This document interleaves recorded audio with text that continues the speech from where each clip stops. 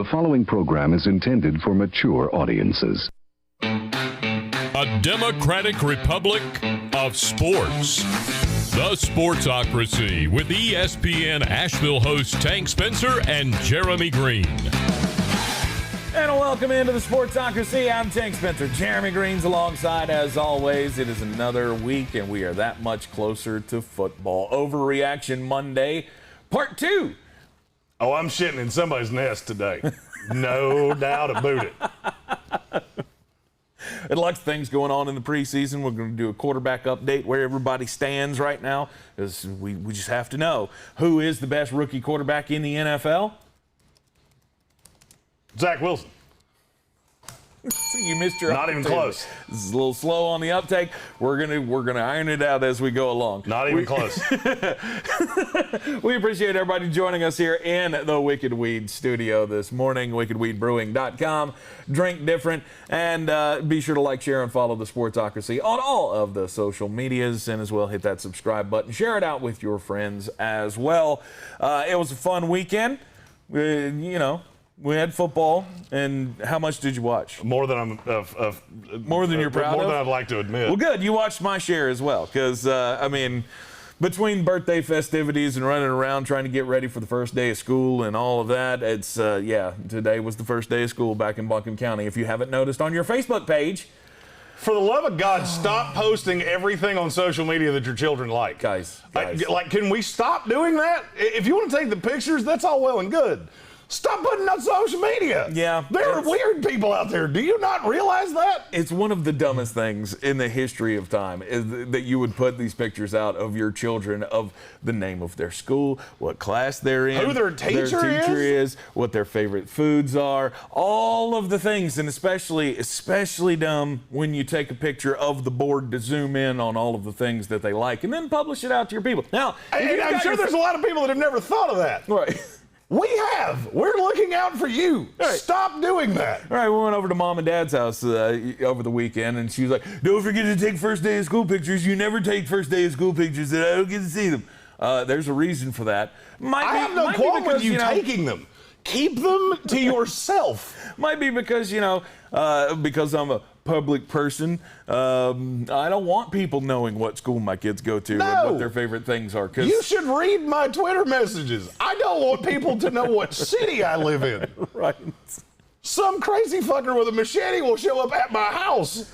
Just stop doing it. Like, we all have kids. We know the kids are going to school. You don't need to tell everybody what you're doing. If you got your Facebook page locked down so only your friends can see it, fine. But I'm going to tell you, I'm loosely, friends with some people that I see pictures of their kids and go, I'm not, it's not that you can't trust me. I would never do anything to anyone, but you don't know me well enough for me to know those things about your kid. Nope. Stop doing it. Take the pictures. The picture's fine. Just take that board and put it over there somewhere.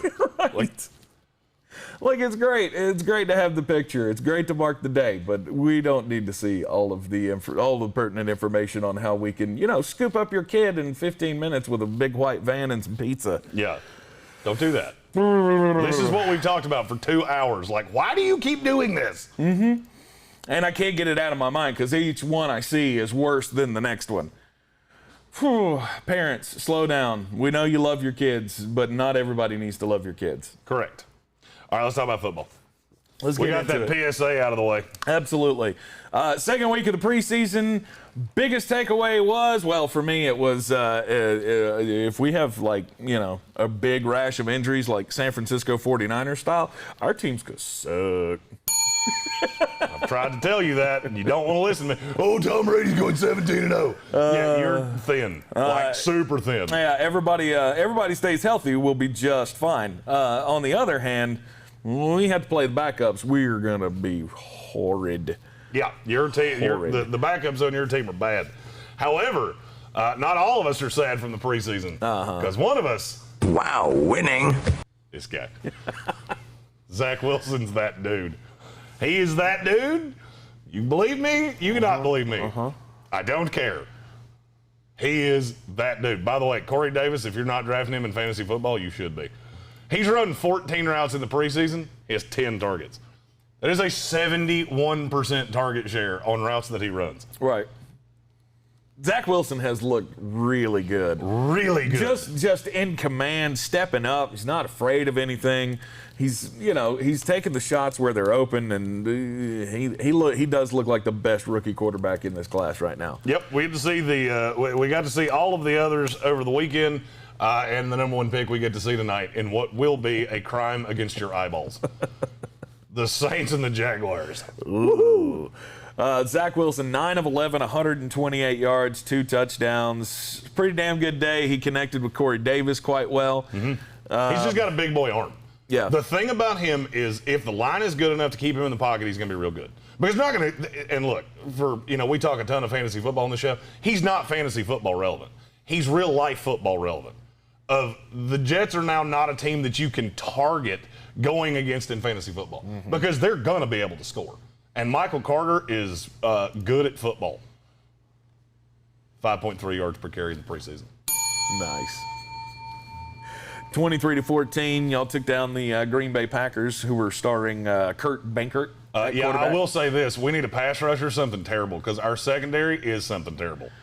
Holy shit. I haven't seen that much buffering since I figured out what porn was in the 90s. Good Lord. I watched all that just going, can we have Carl Lawson back? Can we turn injuries off? Turn him back on, see if he'll just come back? Right.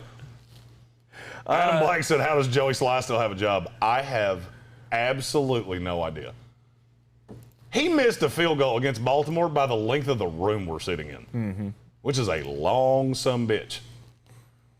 It's preseason. They'll be fine. Oh, yeah, when they have a new kicker, because it ain't going to be him. Lord help. He was terrible. I miss old beef leg. That motherfucker's got legs as big as Saquon Barkley. Yeah, unfortunately, he doesn't quite see goalposts. It truly does, set the preseason apart when you're the kicker is the one thing, like, this is your time to shine. All you got to do is just bury Just make them. That's all you got to do. And between him and what's the guy's name? Nordine, I think it was, for the Patriots. God almighty. He couldn't hit water out of a boat. Yeah, kickers are one thing that you can glean a lot from the preseason. If you suck in the preseason, you pretty much suck. Right. That's how we knew things were going really south with old Aguayo. Roberto Aguayo came in and immediately in the preseason just sucked ass. Greatest second-round pick in NFL history. Oh, gross. Zach Wilson did really well. So you're just hot on Corey Davis is now added into Elijah Moore. All of that's going to be fine. No, Corey Davis is starting to make me ding Elijah Moore a little bit. Okay. I still love Elijah, but I haven't seen him play yet. So, we played 2 preseason games. He's played in neither. Right. So, the thing that you can glean is when you see a starting quarterback with a starting receiver, and you see that he has been targeted on 10 of 14 routes that he ran, that's telling you something. 10 of 14? What? 10 of 14 routes? He was targeted 10 of 14. He's run 14 routes. He was targeted 10 times.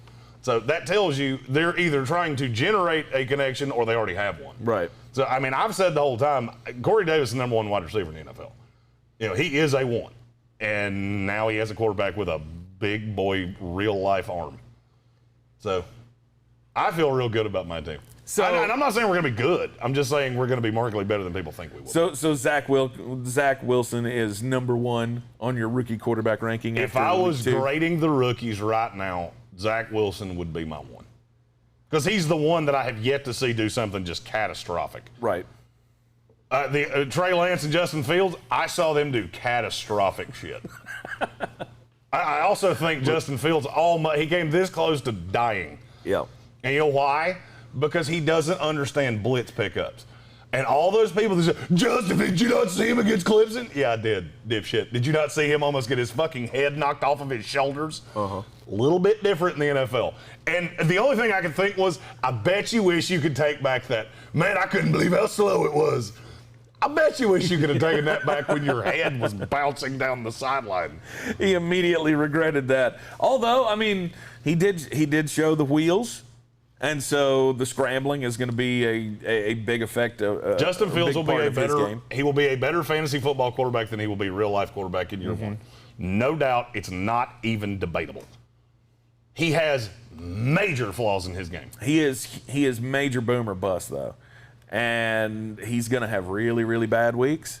He's going to have really good weeks too. Well, here's the thing. I'm going to tell you right now, what you saw on Saturday, exactly the problem that I tried to tell you on draft night.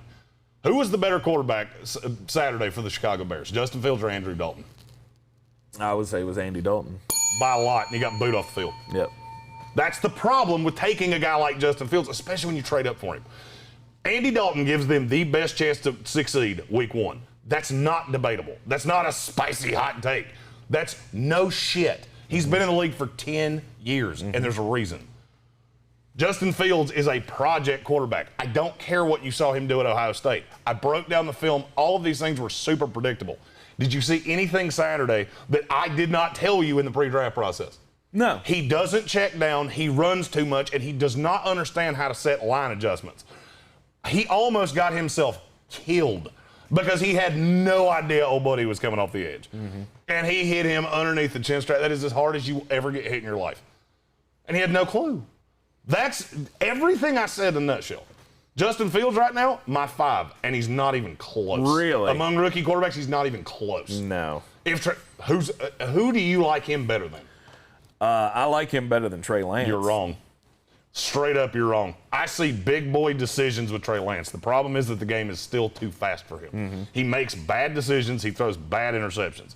His thought process is right. Justin Fields is not. Oh, we said this on draft night. One of these guys is going to be a bust at least. And I'm not saying it's Justin Fields. I'm not saying any of that. What I'm saying is I have seen things that would make me nervous as hell. And then I hear Chicago boo Andy Dalton off the field, and I go, you're going to have to. They will literally boo him until you put in Justin Fields. Yes, they will. This is the uncomfortable situation I was trying to tell you on draft night. And I got good. If you don't believe me, we cut this out. Just go read the comments of people calling me stupid for, you don't know what you're talking about. Okay. Did you watch yourself get just fucking steamrolled by Mitch Trubisky? If you don't think that's relevant, I have a bridge to sell you. We play these games for a reason. The Bears didn't look like they belonged on the field. And now there's 2 teams in that division that I think are dog shit. The Bears are one, the Vikings are the other. Really? The Green Bay Packers are going to win this division by 6 games. They will steamroll every team in this division they play.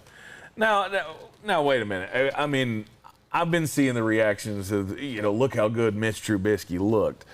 Yeah, but he's not facing the number ones. It doesn't matter. Why does it not matter? If you take all that talent off the field, of course anybody's going to look great against it. I mean, it's not like they were playing nobodies. Eddie Jackson played in this game. Mario Edwards played in this game. Alec Ogletree played in this game. He demolished them. They didn't look like they belonged in the NFL against Mitch Trubisky. Yeah, that's a problem. That's a problem. I'm not saying you can glean grand things from the preseason. Okay. When you're down 28-0, you're bad. You're bad, and there are things that can be gleaned from that. Yeah. I can't put that much stock into the preseason. I think Justin Fields is going to be fine. But it did show you the things that he's capable of. I want you not being able to protect himself is one huge part of it. Okay, so you can't have this both ways. You can't say you're not gleaning anything from Mitch Trubisky because they were playing the backups. Justin Fields was playing against third stringers. He was playing against undrafted free agents and dudes that'll be working at FedEx in 2 weeks. He was 9 of 19 for 80 yards and got absolutely dusted twice. You can't have it both ways. Either the Mitch Trubisky thing means something, or you have to be gleaning something from the fact Justin Fields was so bad. You can't cherry pick both. I'm not cherry picking, but what I'm saying is last week I felt like Justin Fields was pretty good in the first preseason action that we saw him in. I saw nothing this week that made me go, oh, I was wrong. I did. I'll be honest with you, I didn't lose my shit about what he did against the Dolphins. Right. Because he was fucking awful against the twos. That's the part nobody talked about. I did, but nobody else did. He was fucking terrible against the twos. Right. Then the third string damn job squad comes in and he carves them up. Cool. Justin Fields will be very good against bad defenses. Good defenses are going to destroy him. And the problem, there's one in his division, and there's a shitload on his schedule. Yeah. The schedule did them no favors. I think he's not last in line to me. Basically because he's going to be forced into service time before that, I think. Because No. You're not understanding what I'm saying. If I'm grading with the tape that I've watched tape on all 5 of these guys, Justin Fields is drastically behind the other 4. I'm not talking about most likely to play or anything. Yeah. I'm talking about what I've seen. If I'm grading you and I had to just off this preseason tape, best to worst, Zach Wilson's 1, and it's not even close. Justin Fields last. He is I've seen him do virtually nothing except against guys that aren't even on the roster, guys that aren't going to make it through this week. You see him against guys that will play in this league, and he's an embarrassment. That's just the way it is. I mean, you tell me I'm wrong all you want to. I'm not. He was a joke. And you think Trey Lance is better? I see better NFL progression with Trey Lance. He had a throw against went right out of my head. Who the hell did they play yesterday? Who did they play yesterday? I could have told you. It just went straight out of my head. He had a big boy throw, big boy progression. I watched his eyes. He went through all of the things. The Chargers. That's who I thought it was, but that didn't sound right for some reason. I saw his eyes. I saw his progression. I saw the development. Here, you know what I saw to Justin Fields? Snap ball, 1 read, takeoff. That's what he did, and that's the problem I had with him coming out, and it's the problem I have with him now. Trey, I don't care about your stats as much. It's watching the process. And Trey Lance has a process. He's coming from the FCS level. He's played 1 game in 2 years. So, yeah, he was going to look a little rusty. But I see all the things with him that I want to see. I see all the things with Zach Wilson that I want to see. I saw mainly what I wanted to see out of Trevor Lawrence. I just think he's being put in a very shitty position. And I'll be honest with you, Mac Jones is my 2. That's where I was going to go. I think Mac Jones is my 2 right now because I mean you got to give Cam Newton his due. He looked like he was in command of that offense when they played on was it that Thursday night? Yeah, Thursday. Against backups. And it's against the backups, fine. But here's the thing: he didn't do anything to lose his job. I don't disagree with you. And Mac Jones came in. He looked really damn good, as if we can go into this season thinking, all right, Cam can do this. And the 1 second that he shows us he can't do it, I got Mac Jones. And I don't understand why you would would start this year with Cam Newton knowing full well you're not going to end it with him. And I know what Josh McDaniels said. He said, Cam's the starter. Blah, blah, blah. That's fine. That's fine. I'll believe you when I see it. Because it makes 0 sense to me. Because the offense is different with Cam Newton than it is with Mac Jones. Not debatable. They're going to be a run-heavy team no matter what happens. Right. But I see high-level eye discipline. I see, and that's the thing that you don't see on SportsCenter. You have to go back and actually watch the tape. I'm watching Mac go through the offense, and you got to understand, I've watched this offense for 20-some-odd years. I watched the master of it carve teams up for 20 years. You know what I say out of Cam Newton? If somebody gets open, I can hit them. But I'm not throwing anybody open. Go back and watch the tape. Right. Against 2s, they have to be wide fucking open. Jason Trump said in the comments that what I said about Justin Fields sounds like Lamar Jackson. There's one great big difference. That whole offense is catered to Lamar Jackson. They have a series of running backs, blocking tight ends, blocking wide receivers. They built a team to make Justin Fields or to make Lamar Jackson as good as he can be. This team's not built for Justin Fields. You have one receiver that can block. Every other receiver that plays meaningful snaps for them couldn't block me. You couldn't run a greasy peg up a cat's ass. So now you have a whole team that's laid out, basically for Andy Dalton. But the fan base is going to merit that you play Justin Fields. You're going to get him out there too early, and I'm not going to lie to you, what I saw Saturday, you'll get him hurt. You will not survive taking shots like that, straight up. I said it about Lamar Jackson, I'll say it about Justin Fields. John Harbaugh built, and Ozzie Newsome and Eric DeCosta built a team for Lamar Jackson that gave him the best chance to succeed. I do not see that in Chicago. Rob Johnson says, so basically Justin Fields is Jalen Hurts with a better arm? Is that what No, you're he's saying? much more athletic than Jalen Hurts. He does have a better arm. He's equivalently as good of a runner, but he's much faster. The problem with Justin Fields is that he does not protect himself worth a shit. That hit he took in the Clemson game, I got news for you. That ain't the first one. I watched damn near every snap he ever took. I took out the Youngstown State tape and shit like that. I don't care. When you're that much better than your competition, I don't care. I want to see what you do against ones-on-ones. And against Clemson, he got hit a lot. He was good.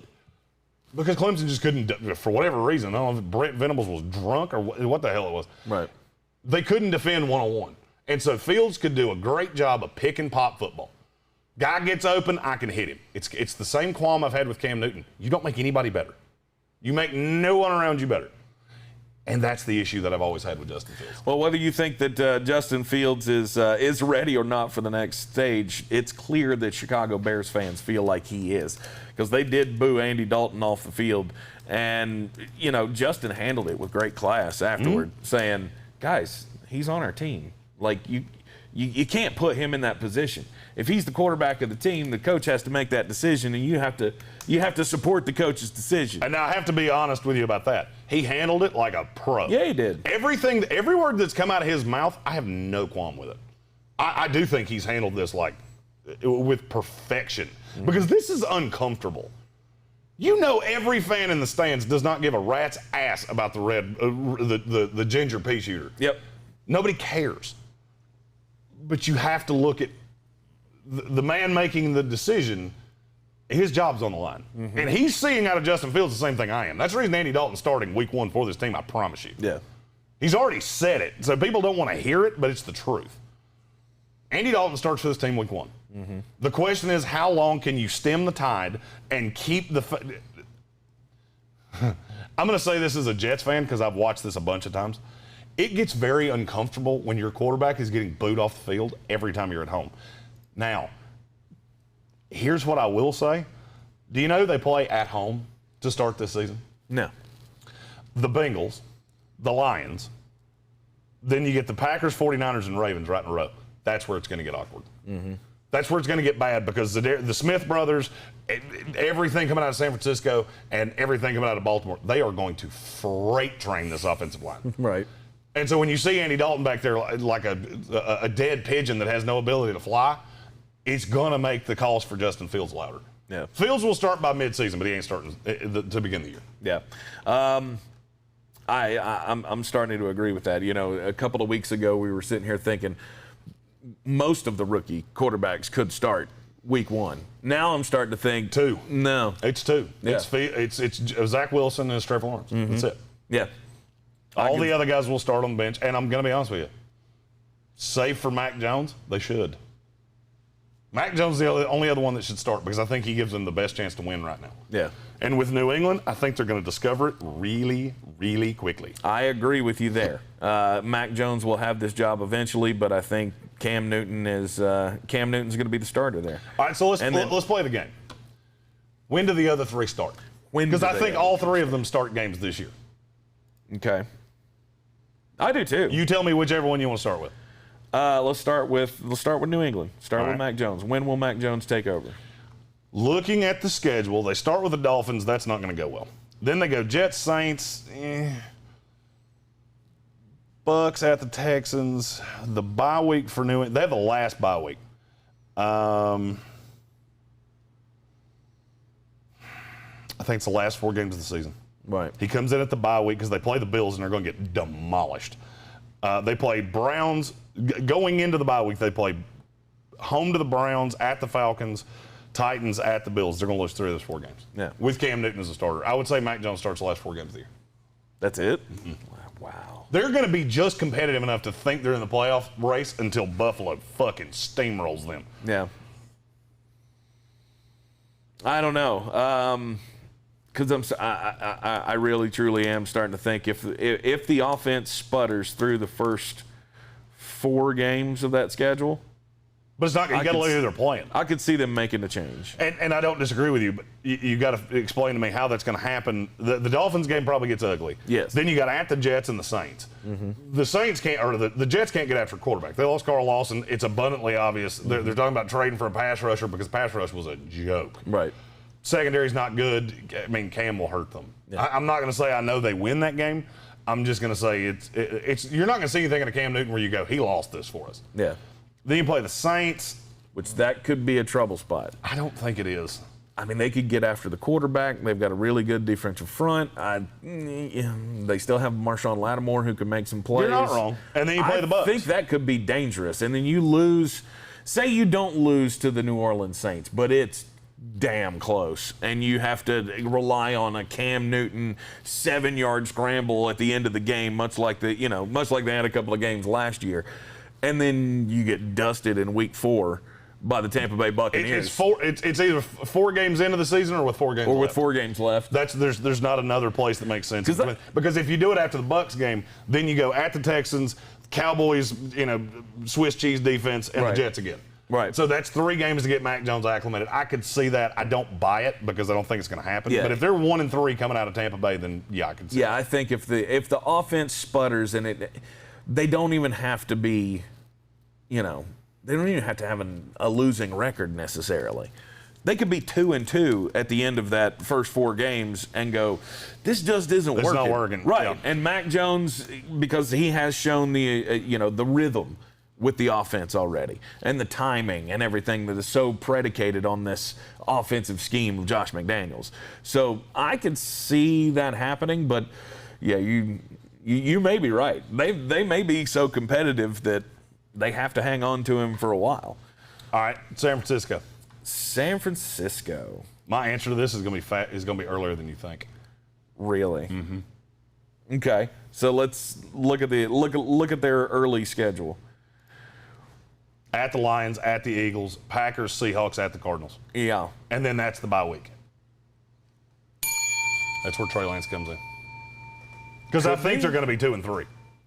You think they'll be 2-3? Mm-hmm. I think they're going to start 2-0, and then they're going to lose 3 games in a row. Okay. Because I don't think they can beat the Packers with Garoppolo. Garoppolo looks. It's very obvious that he understands the offense. He grasps it, all those things. He looks really bulky, like just bulky when he runs. Clunky. Yeah. He just looks like he's not healthy. And maybe it's that I've watched him get hurt so many damn times, but there's something about the way he looks moving. And I mean, Michael Whiteside's. Has he always been He's always been that way. Quarterback? And I don't think he has. totally agree. Okay. I totally agree. But, and Michael Whiteside's in the comments, he's a diehard 49er fan. Yep. Maybe this is in my head. But Jimmy looks really clunky. The arm's fine. It's something about the way he moves that's making me really nervous. He had a little scramble, and I think he gained 6 or 7 yards on it. Yeah. In the game over the weekend. But he just looked like a geriatric running. And that bothers me for a guy that I know has a lot of injury issues. Right. I don't know. I really think he's more of a back end of the season kind of a guy. It just depends on how quickly the wheels come off of Jimmy. I mean, Jimmy's in a position where one slip up, one injury, he's done. He's going to lose that job because Trey's going to come in and then they're going to go, oh, we can't go back. We can't possibly go back to Jimmy after a 4-week absence. The more likely absence. scenario to me, and Kelvin Joyner said in the comments that Jimmy was never a speedster. It's not how fast he is. It's how he runs. Yeah. I don't know if any of you have ever been hurt before, but when you screw your knee up, those things nag for a really long time. Yeah, like loose bones in your foot. Oh, good Lord. And there's something about the way he moves that it looks like he's nursing something. Like the knee's still not right. It's just maybe it's because I'm getting older, and I understand that, sometimes it's a labor to take a dead sprint. But that's, and again, maybe it's in my head. But I would say the most likely scenario is that Jimmy gets knocked out of a game. Trey comes in, runs, looks like good Cam Newton, saves the day, they win, and then it's his job. Yes. That's the most likely scenario. If you had to tell me that Jimmy got benched, I would say it's after week 5 because I think they're going to lose at the Cardinals. Right. All right, let's talk about the Chicago Bears. When does the switch happen? This is the hardest one to figure out. If you don't do it week 1, I don't see a good place to do it. Because be honest, do you want him? But Aaron Donald looks like he's ready to kill everybody. Oh, God. Do you want him on the field with Justin Fields? No. No, No. Oh, Buffalo Bill, give us your thoughts. No, That's a recipe for a shit storm. It is.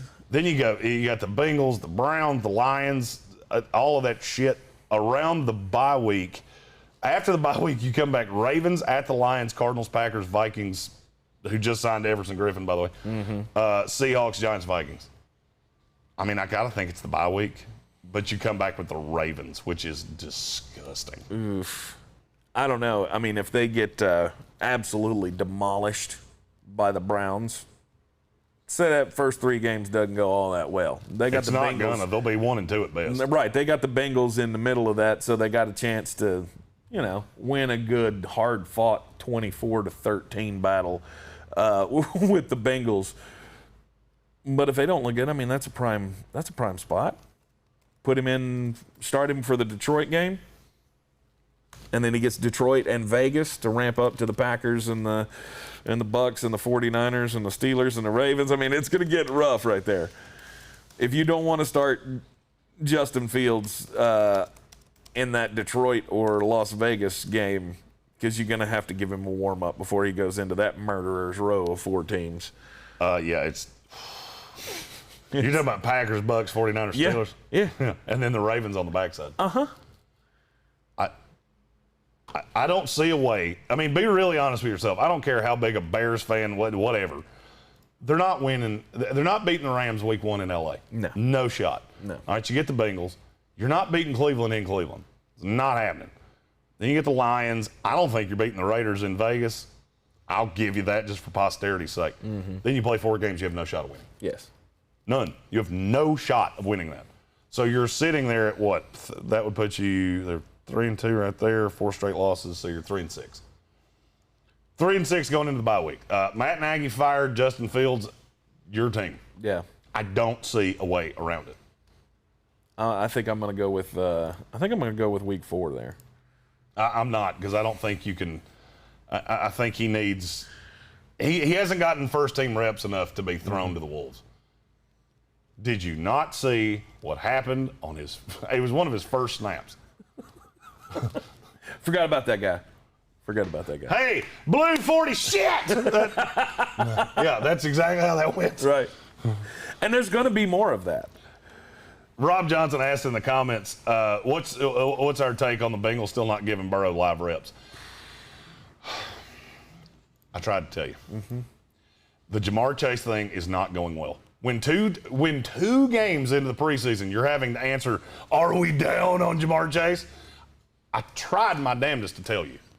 I tried so hard to tell you. It's not a fit. He's not a fit. He hasn't played in 2 years. And now you're asking this kid to come in and be the savior of a franchise. Now, first of all, let me cover the 3 drops that everybody lost their shit about. Yeah. First of all, 2 of those balls were very poorly thrown. Should he have caught them? Yes. Are people overreacting like hell to it? Yes. Do I think this is what you're going to see a lot? How many teams in the NFL are worse than the Cincinnati Bengals right now? 2. I would say 2. Who are your 2? Houston, Jacksonville. It's not my 2. Who's your other? Houston and Philadelphia. Philadelphia is Philadelphia. bad. Yeah, so maybe it's 3 for me. And Kevin Vick. Kevin Vick, I think it's because they want to keep him alive. Absolutely. Rob Johnson said Detroit. I got news for you. Detroit fights. Detroit's not a team you're going to want to play. They might go 2-15, but sweet Lord, they try. I mean, that's a team that is not resigned to being bad. They're not. I don't think they're going to get blown out of every game like some of these other teams are, like Philadelphia. No, they're going to be uncomfortable to play. Yes. Philadelphia rolled over and died like an old dog against New England. That's a bad sign in a preseason game. I understand Joe Falco was your quarterback. I understand I get it all. Right. I don't care. You showed absolutely no fight whatsoever, and that terrifies me. Detroit's just the kind of the team that it would not shock you to know that they lost 14 games in a season, but 10 of those were one-score games. Yeah, they could be this year's LA Chargers. Yeah. Where they lose a shitload of close games, and you just go, if you ever figure it out, you're going to be a bitch to play. Because they don't have the talent to be overly competitive right now. Right. But they have the fight. And I've said this about Detroit the entire time. I love the coaching staff. I love how they built that staff. Dan Campbell's the, Big Lebowski, Johnny Rah-Rah, go out and get high and fuck bitches or whatever it is you want to say. Then I'm all out of weed. That's the Dan Campbell guy. Then you got Aaron Glenn and Anthony Lynn that have been in this league and they know how the game is played. I can't say Detroit. Yeah, I think it's an amalgamation of everything as to why they're not playing Joe Burrow. I think one has a lot to do with he's still not comfortable. And he's not. He doesn't need to be out. You don't want to put him out there and show everybody how afraid he is. No, I've heard few people that are actually watching the Bengals' second preseason game. There are yips. I mean, I'm telling you, everything I've heard out of Cincinnati is he's got some mechanical issues.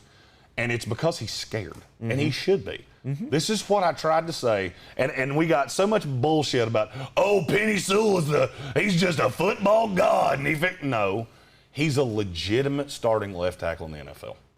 And you have to put your quarterback in the best position to succeed. Yep. Let me be really honest with you. I hate to channel my inner Brian Haynes, but at number 5, a wide receiver was the last need that they needed because they had 3 legitimate starting NFL wide receivers. So you added a hat on a hat, and you took this line and did nothing. Jonah Williams is coming back. Rudy 222. He's played 10 games in 2 years, or something stupid like that, and that's what you're counting on. Riley Reif, who Minnesota looked at, went, no, we're good. This is the same problem I've had with Jacksonville. When you have a rookie quarterback, you have to put him in the best position to succeed. And be really honest, I'm not being a Jets homer here. Look at what the Jets did for Zach Wilson compared to what the Bengals did for Burrow, the Jaguars did for Trevor Lawrence. Think about the pieces you added. You had Corey Davis, who's the biggest possession. He's a great big possession receiver. You had Elijah Moore, who's a dangerous guy in the slot. Michael Carter, who's dangerous out of the backfield as a running back. Tevin Coleman, that knows this offense. You bring in Morgan Moses, who started a bajillion games for the Washington football team, and you added Mekhi Becton last year. Elijah Vera Tucker, too. And Elijah Vera Tucker, who's the pulling guard that allows you to run the ball better. Yep. That's all benefited. Every bit of that played into Zach Wilson. Now look at what the Bengals did. We added Jamar Chase because they were buddies in college. Woohoo! And how exactly are you going to get him the ball? You going to line up in punt formation and pray to Jesus they can't close 12 yards? Because that's what you'll have to do. The Jacksonville Jaguars. Cam Robinson and Jawan Taylor?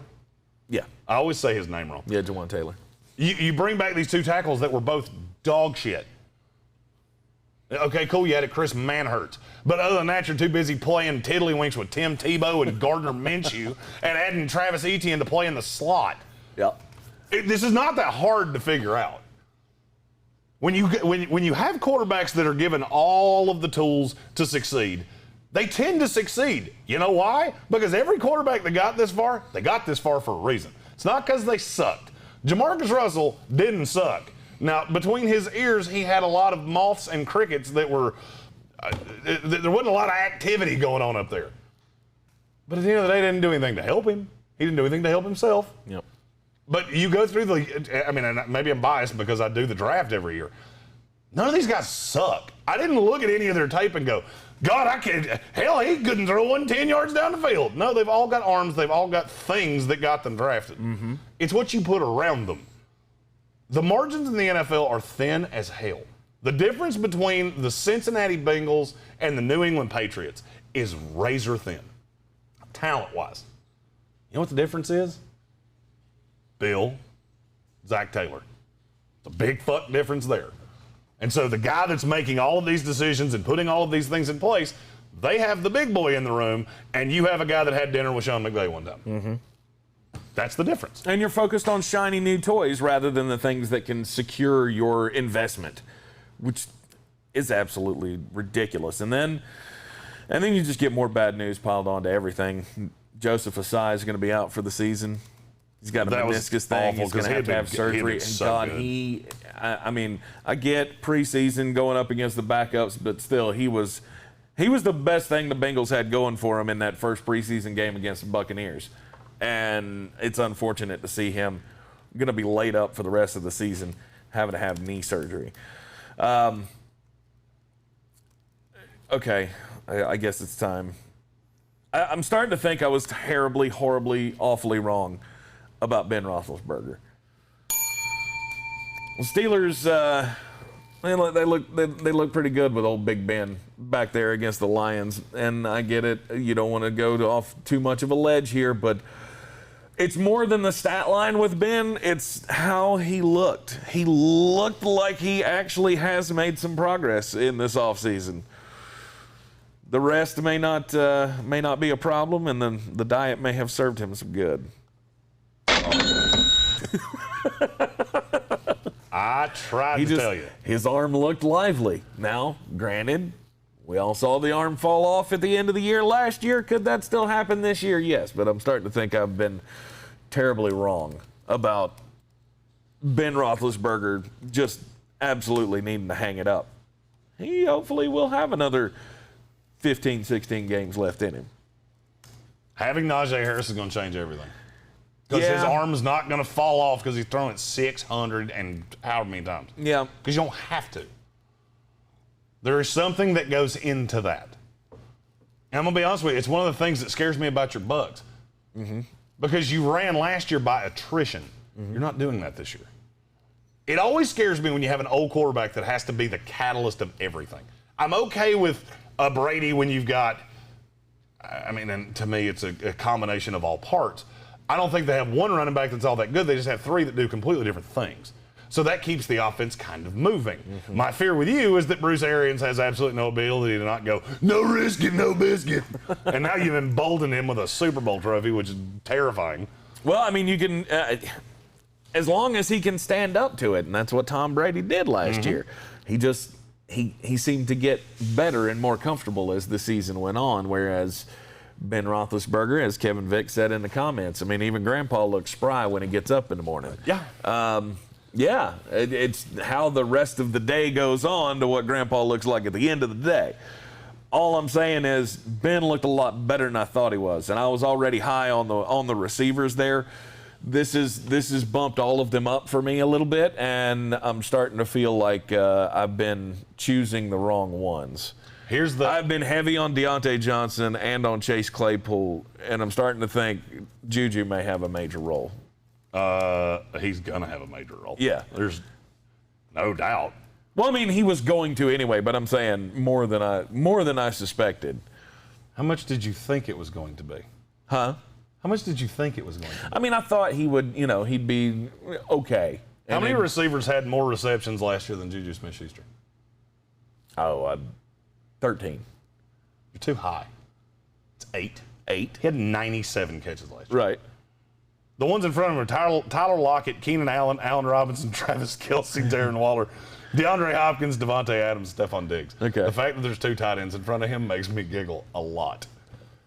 And some of you are still coming away from fantasy drafts without one of those 2 guys, and that makes me laugh a lot. Yep.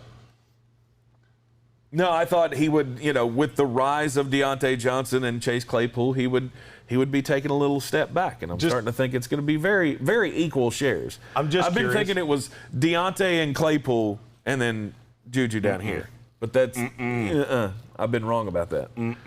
By the way, who's 10? Who was right behind Juju Smith-Schuster? This is a name I've said a whole shitload of times, and he's on a team that's real close to here. And he has his little boyfriend now throwing to him. Robbie Anderson. He had 95 catches last year. I'm just saying, Robbie Anderson's that guy that tends to slip through the cracks. I love seeing him on the board when I come up in the 8th round. Like, that's my dude. Might not know the difference between a panther and a bear. By Right. God, he's fast as shit and he can catch footballs. Yep. And Vic has a great point. He's very close to an extension.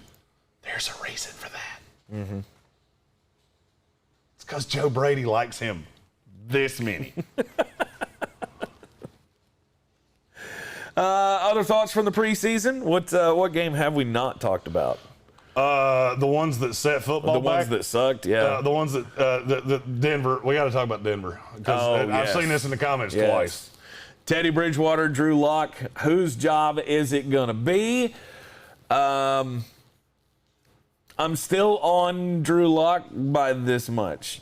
I understand. I understand. Look, I was the defender of Teddy last year when he was in Carolina. Like, he didn't get into the end zone a lot, but he's damn efficient with the football. Completed 70% of his passes last year. Drew Lock has looked fine, but Teddy Bridgewater has looked like he still might be the most efficient quarterback for this offense. Teddy Bridgewater is the guy that does not beat you. Here's what nobody I've heard has talked about with Drew Lock. He had 2 god-awful sacks where he held the ball too long. Yeah. That's the difference. Drew Lock is the guy that he can constantly not stop doing the thing that kills drives. Mm-hmm. Teddy Bridgewater doesn't do that. This team thinks their defense is good enough. The running game is good enough. They've kept Melvin Gordon in mothballs, which makes all the sense in the world because they're going to run him into the ground. All they want is a guy that's not going to turn the ball over, and he's going to complete 70% of his throws. Yep. Who is that? It's Teddy. Yeah. He's not going to challenge you deep. They don't need to challenge you deep. They need to hold on to the ball and plan on winning games. Get to 20 points. Right. Teddy, that's all I'm asking. Get to 20 points, and we feel like we can beat damn near any team in the league. Rob Johnson said Sam Ehlinger is bad. Yeah. Oh, wait. Was she a Which great is big good fat that person? Carson Wentz is coming back today. He's going to start practicing on a limited basis today, as is Quentin Nelson, and Ryan Kelly's coming back as well. I did like the press conference yesterday that Frank Reich had with the media, where he just kind of mentioned it. Like they talked about 5 different things, and then he was like, no, I mean, the Carson thing's gonna be fine. He's gonna practice tomorrow, and so is Ryan, and so is Quentin. And the reporters were like, well, I mean, that's what you should have led the press conference with. You bury the lead, man. He just kind of brought it up in passing. So the fact that he's coming back, we've doubted it, and then he got hurt. And then we got the hype train again, and I don't know what to feel anymore. I'm dead inside when it comes to Carson Wentz. I'm tired of caring.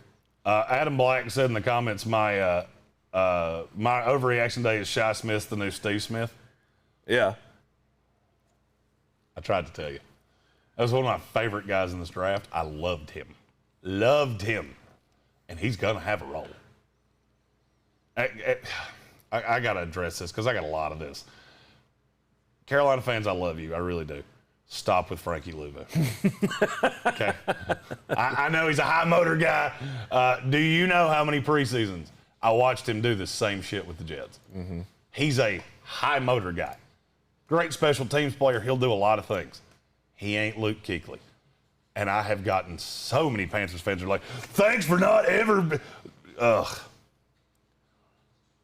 Tennessee Titans fan, you said, are you going to change your opinions if the Titans come out week 1 and dominate? I have said they win this division by 5 games since Carson Wentz got hurt. So I don't know that I can be any higher on them. Right. But we are like an AA meeting, so welcome, Tennessee Titans fan. Hi. You're going to win this division by a shitload of games. Mm-hmm. If you play a meaningful game in December, I'll be shocked. Indianapolis sucks something awful. If Carson Wentz so much as gets an ingrown toenail, they are fucked by the fickle finger of fate. I mean, they will be 4-13 instantaneously. If you could somehow combine Eason and Ehlinger into one person, like if we could just run them into each other real hard and maybe they turn into one person, that might be a half-ass NFL quarterback. Well, maybe they can give up some draft capital or something and get Mitch Trubisky away from Buffalo.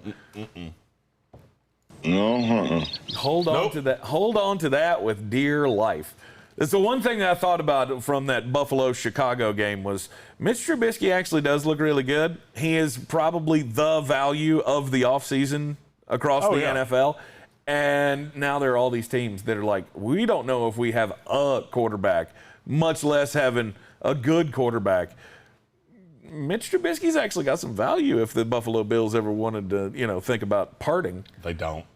They shouldn't. They don't. He's $5 million for a backup. But I bet you could get somebody to overpay big time. The Tennessee Titans fan said, damn, I wasn't expecting that. Yeah, as soon as I'm a huge Carson Wentz fan because he looks like he could be my little brother. And as soon as he got hurt again, I went, fucking done with you bastard. You keep screwing me over. and now I'm just done with him. Now he's dead to me. And yes, Jacksonville does look worse than we ever could have imagined. Yeah. Tonight is not going to go well. Just remember I said that. Tonight is going to be one of those things that you watch Jacksonville play the Saints and go, did they just meet each other? Like, did they just hand out jerseys in the tunnel? Like, here, you have one and you have one, and we'll go have a fun time. Because Jacksonville sucks a lot. Kelvin Joyner says Mitch is what Mariota was last year. Yeah, pretty much. By the way, there have been calls to the Vegas Raiders on Mariota. I wouldn't doubt it. They're apparently not returning them. Like, nope, we're good.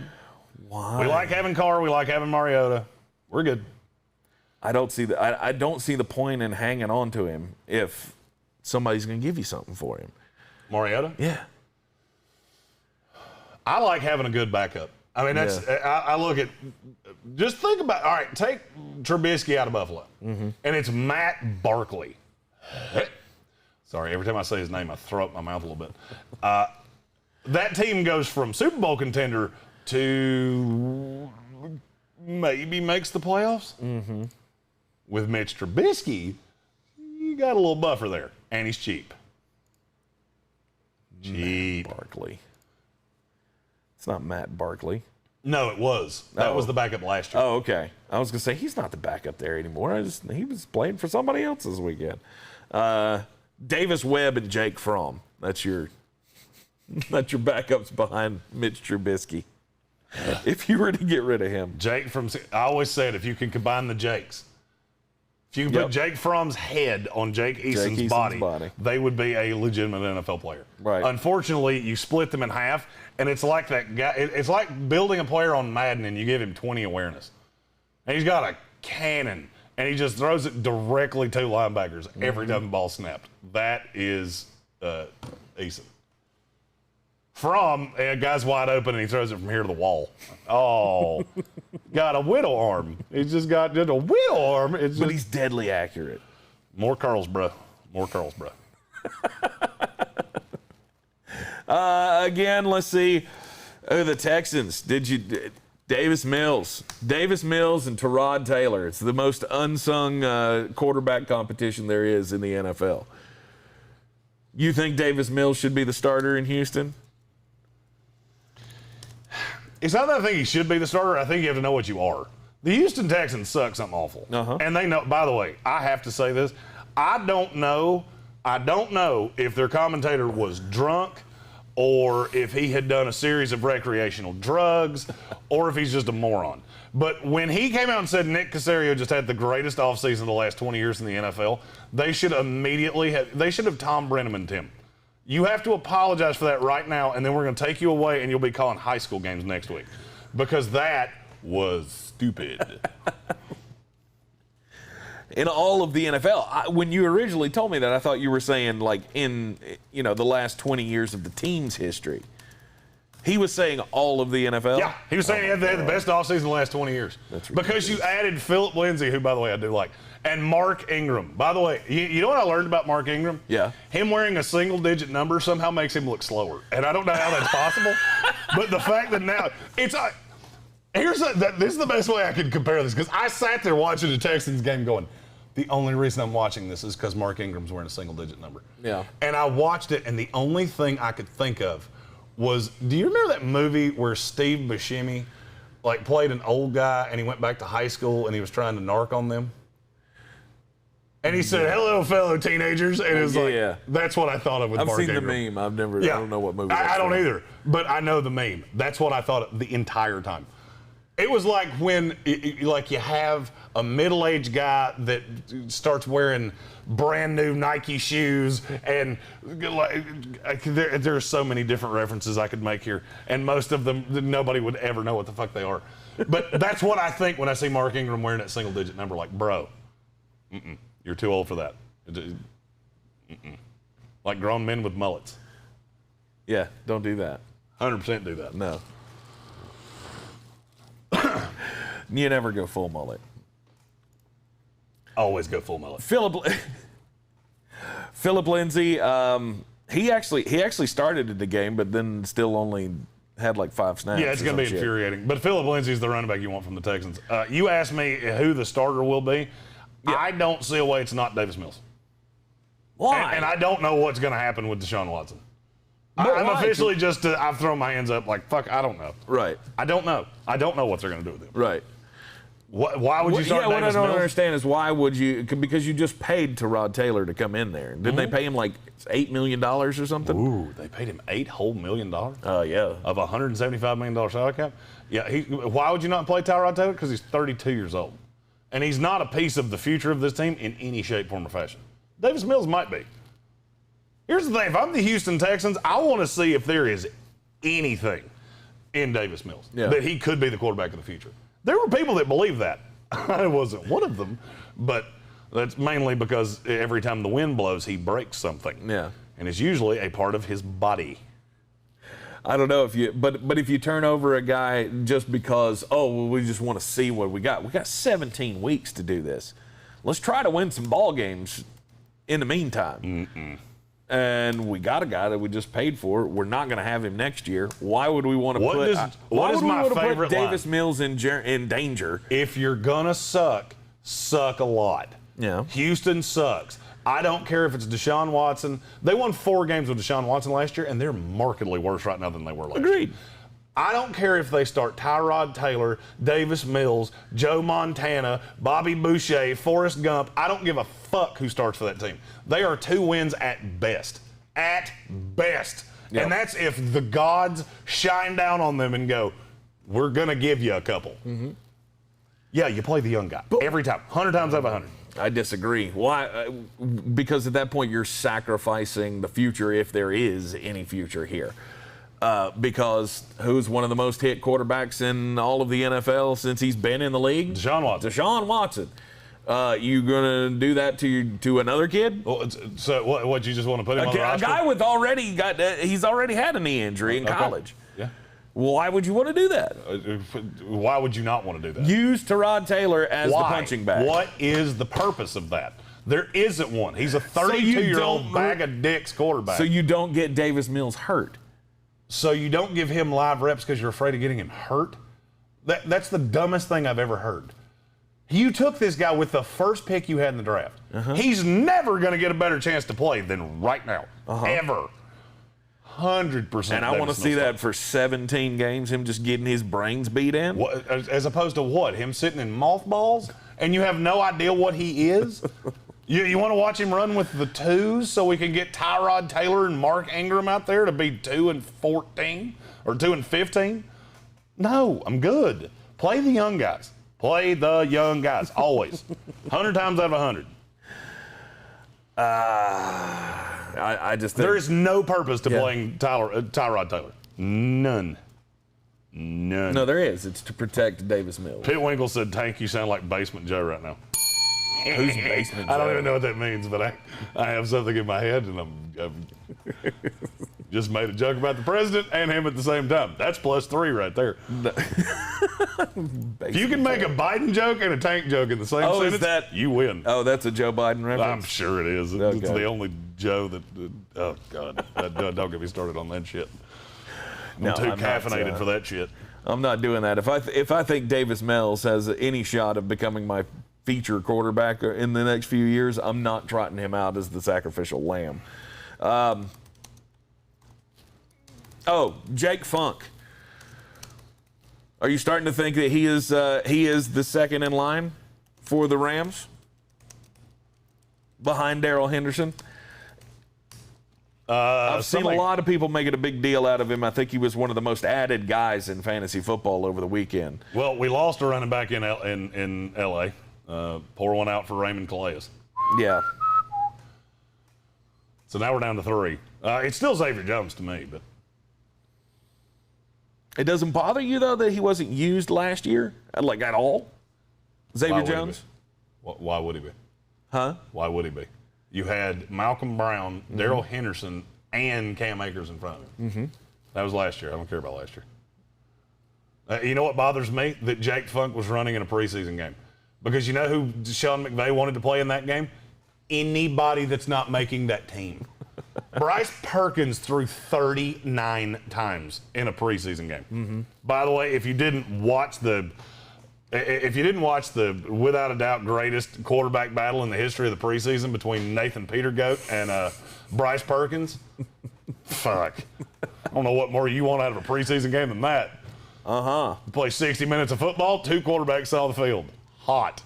Thank you, John Gruden and Sean McVay. Yeah. Greatest action was in the crowd.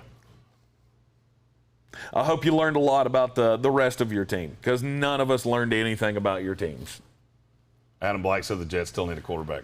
No, we don't. Ooh, no, we don't. Because we have a bandanaed, beautiful little, just Mormon fucking hero that has come to save the day on his white horse of justice. We have not talked about the Dolphins-Falcons game, 37-17. Dolphins win. Tua Tagovailoa put up a damn good stat line. And he wasn't bad. He wasn't bad. Mm-hmm. He wasn't bad against, the fours, but,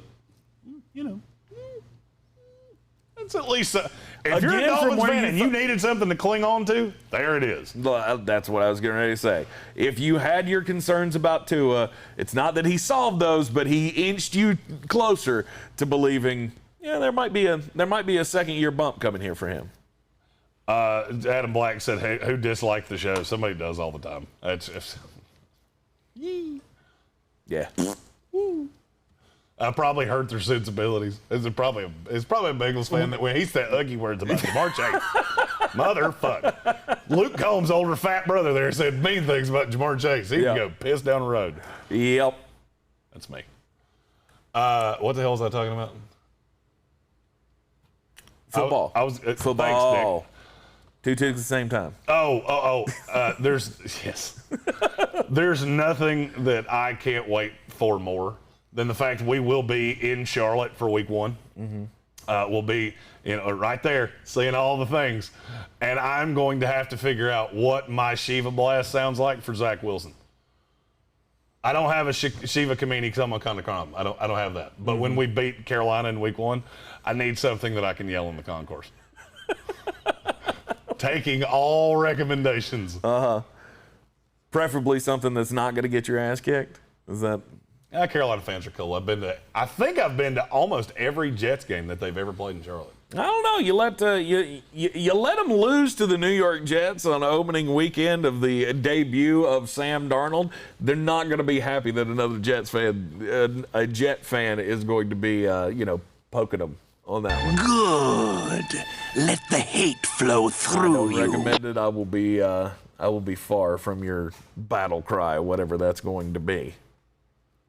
I don't think it's going to happen, but I have to mind my P's and Q's because we're going as members of the media, so I don't get to wear Jet shit. Mm-hmm. I have to be impartial, which means I have to sit there and just go, Zach Wilson is beating y'all's brains out quietly under my breath. I don't actually think that's going to happen. Okay, I was going to say, I think you're getting too hype again. We've done this thing where I've tried to get you to tamp down your expectations, and now you're going back the other way. Adam Black said I was at the first Panthers win ever against the Jets. Yeah, I remember that. I was a kid. Hot. I was at Clemson. I cried. I was 9. Were you there? No. Oh. Okay. No, I watched it on television. I cried because we lost. Oh, it was bullshit. Poor baby. We got the Saints and the Jaguars coming up tonight in the NFL. Of course, Jeremy will have your preseason betting pick tonight. Still maintain if you're doing that, you might need a meeting, but it is football. It's better than betting regular season baseball. If you're betting regular season baseball, you need to have a meeting in the basement of a church with stale cookies and bad coffee. New Orleans Saints, Jacksonville Jaguars tonight on Monday Night Football at 8 o'clock. We'll talk more about it, get you caught up on all the other things that have happened in the sports world this afternoon on ESPN Asheville, 92.9 FM, 880 AM, and 1400. I'm Tank Spencer. He's Jeremy Greene. We'll see you this afternoon.